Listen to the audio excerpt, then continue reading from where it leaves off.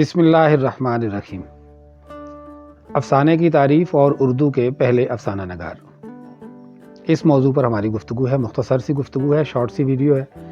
افسانہ ایسی مختصر کہانی کو کہتے ہیں جسے ایک نشست میں پڑھا جا سکے، جو زیادہ طویل نہ ہو اور زندگی کے کسی ایک پہلو کی کہانی لیے ہوئے ہو۔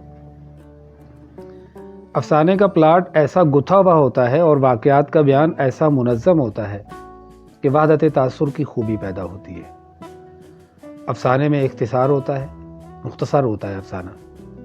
طوالت افسانے کے فن کو نقصان پہنچاتی ہے۔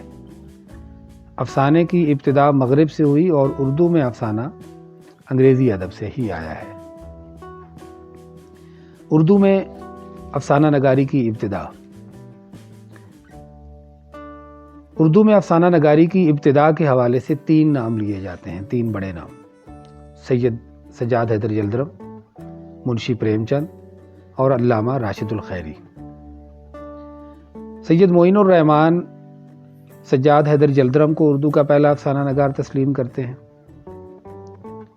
مولوی عبدالحق، مولانا صلاح الدین احمد، وقار عظیم، ممتاز شیریں اور عبادت بریلوی صاحب جیسے اور کئی اہم نام منشی پریم چند کو ہی اردو کا پہلا افسانہ نگار مانتے ہیں، جبکہ ڈاکٹر مسعود رضا خاکی اور ڈاکٹر انوار احمد علامہ راشد الخیری کو اردو کا پہلا افسانہ نگار مانتے ہیں۔